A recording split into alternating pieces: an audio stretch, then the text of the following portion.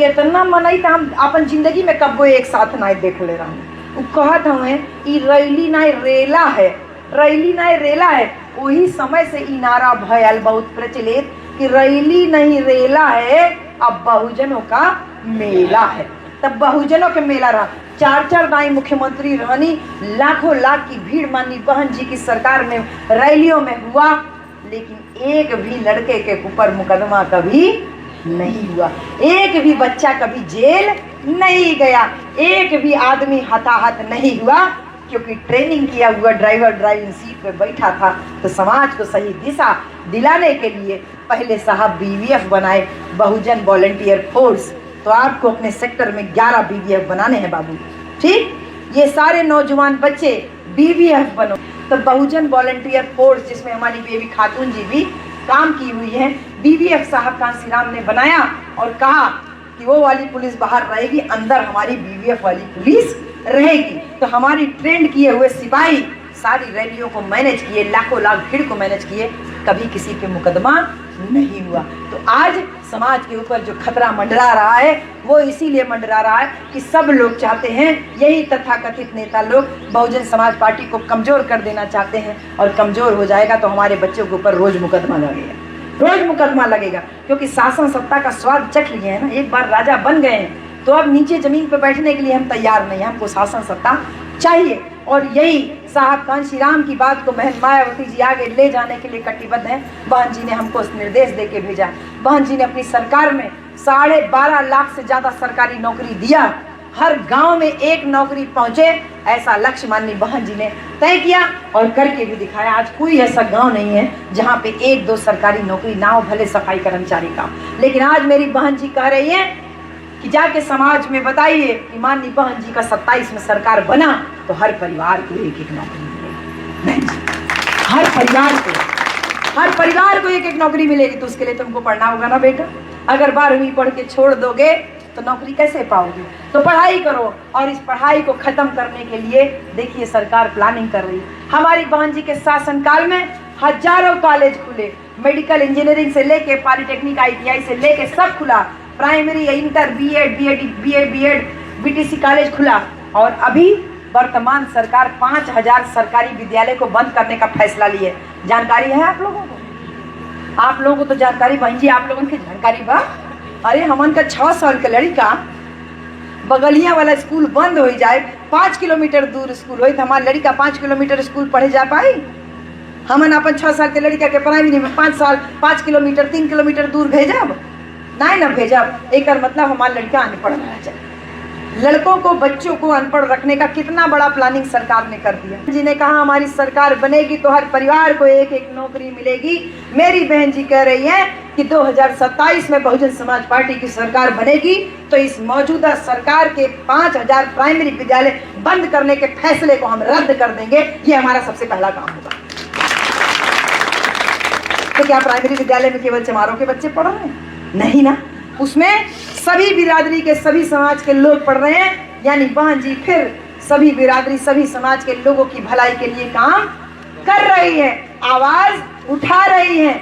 चाहे पाल समाज की बेटी जिसको मार दिया गया इलाहाबाद में, चाहे देवरिया में जिस आदमी को मार दिया गया, कौशाम्बी में निषाद समाज की 3 साल की बेटी को मार दिया गया, 12 साल की प्रजापति समाज की बेटी को मार दिया गया, इस बलिया में पूजा चौहान नाम की बेटी को, वहाँ रसड़ा के आगे कहीं वो पड़ता है सिकंदरपुर विधानसभा में, वहाँ पर उस बेटी को पेड़ से लटका करके मार दिया गया।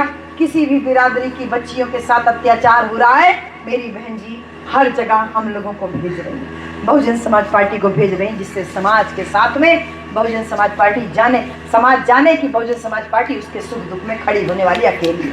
यहाँ तक कि दूसरी पार्टियों के जो पाल समाज के प्रदेश अध्यक्ष बने हुए हैं वो लोग भी अपनी पार्टी के खिलाफ नहीं जा पा रहे हैं। और मेरी बहन जी सभी जाति, सभी धर्म के लोगों के लिए आवाज़ उठा रही हैं, सबकी सुरक्षा की डिमांड कर रही हैं। लेकिन बहन जी को कमज़ोर करने के लिए भी सब जने लगाएं कि कैसो बहन जी कमज़ोर हो जाती तो ये दलित राजनीति, बहुजन राजनीति को अंत कर दिया जाता। लेकिन मेरे बेचू राजभर भाई, मेरे वो 2-3 निषाद भाई और मेरे यहाँ ये यादव अंगद यादव भाई, आप लोगों को मैं सलाम करती हूँ, आप लोगों को धन्यवाद करती हूँ कि आप लोगों की जिंदा दिली, और आप लोगों का पार्टी और संगठन के प्रति समर्पण बहुजन समाज पार्टी को कभी कमजोर नहीं होने देगा।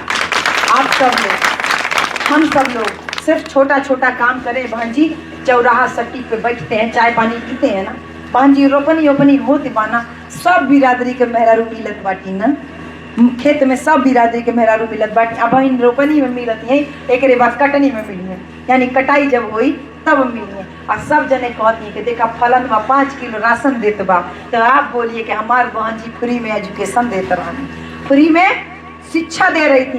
काहे के शिक्षा रही तब न लड़का साल भर का राशन 1 महीना तनख्वाह में खरीद के खाई ले ना, अगर अपन पाँव पे खड़ा हो जाए।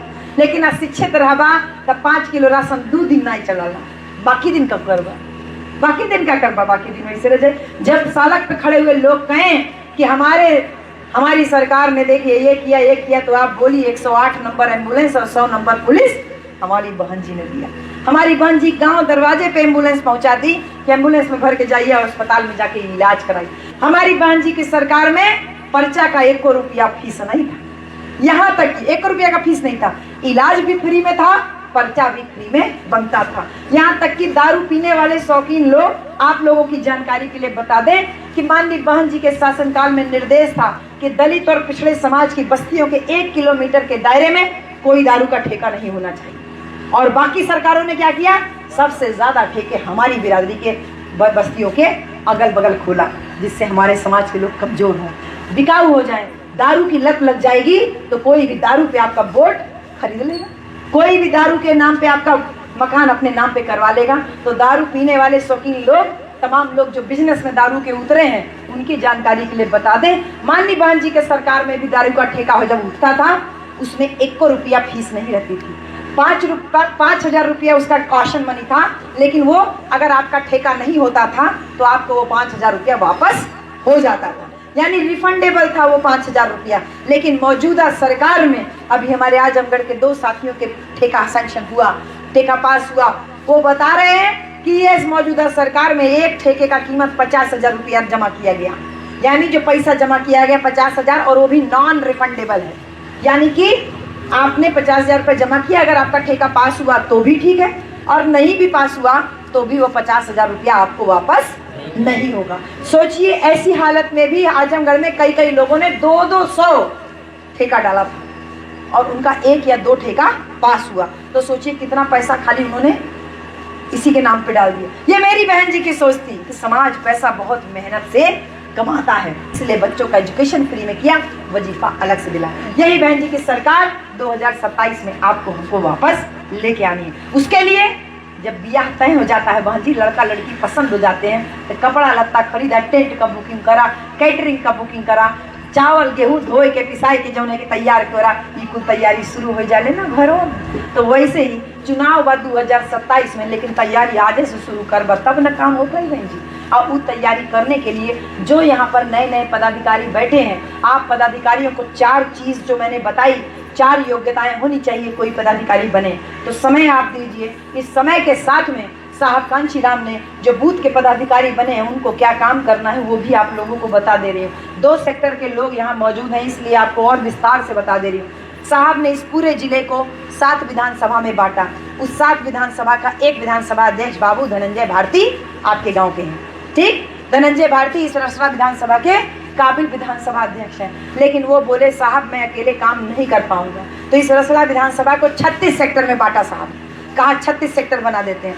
36 सेक्टर में हर सेक्टर का एक अध्यक्ष बनाया, आपको बना दिया और उधर आपको बना दिया गोविंद जी, ठीक। लेकिन आप लोगों ने साहब से कहा कि साहब हम अकेले नहीं काम कर पाएंगे, हमारा सेक्टर बहुत बड़ा है।